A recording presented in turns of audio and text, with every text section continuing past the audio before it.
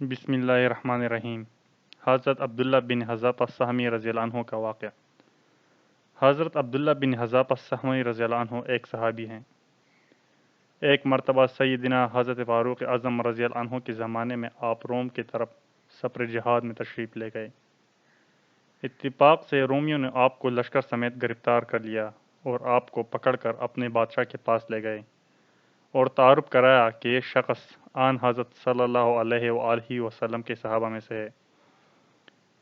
نصرانی بادشاہ نے نصرانیت قبول کرنے کی درخواست کرتے ہوئے پیشکش کی کہ اگر آپ اسے مان لیں تو میں اپنی حکومت میں آپ کو شریک کر لوں گا۔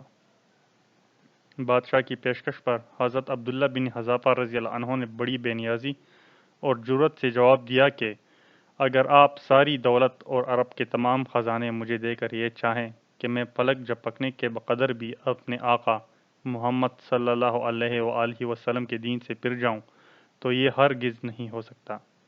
بادشاہ نے کہا تو پھر میں آپ کو جان سے مار ڈالوں گا۔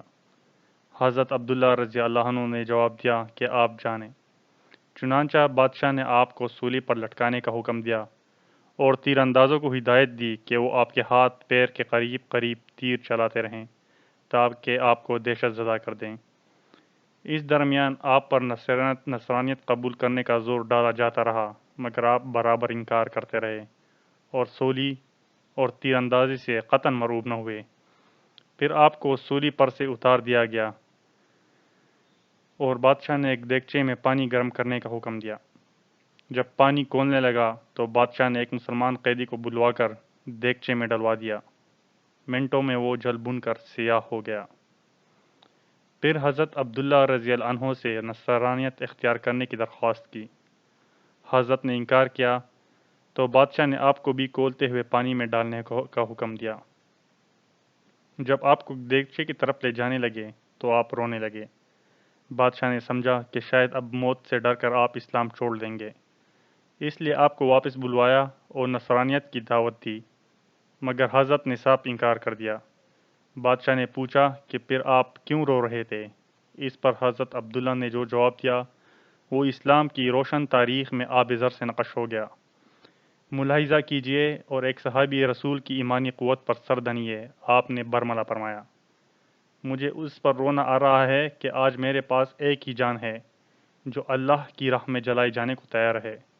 کاش کہ میرے بدن کے ہر بال میں ایک ایک جان ہوتی اور ان سب کو اللہ کی راہ میں اسی طرح جلایا جاتا۔ اس مضبوط ایمان کو دیکھ کر نصرانی بادشاہ کا دل پسیج گیا اور اس نے کہا کہ اگر آپ میری پیشانی چوم لیں تو میں آپ کو رہا کر سکتا ہوں۔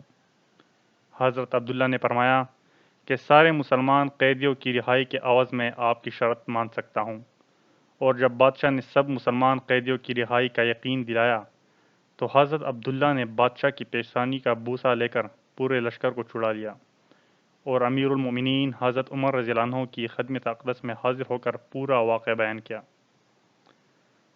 حضرت عمر رضی اللہ عنہ کو اتنی مسرت ہوئی کہ فرمایا کہ ہر مسلمان پر لازم ہے کہ وہ حضرت عبداللہ کی پیشانی چومے، پھر خود آگے بڑھ کر اپنے مبارک ہونٹ حضرت عبداللہ بن حذافہ رضی اللہ عنہ کی پیشانی پر رکھ دیے۔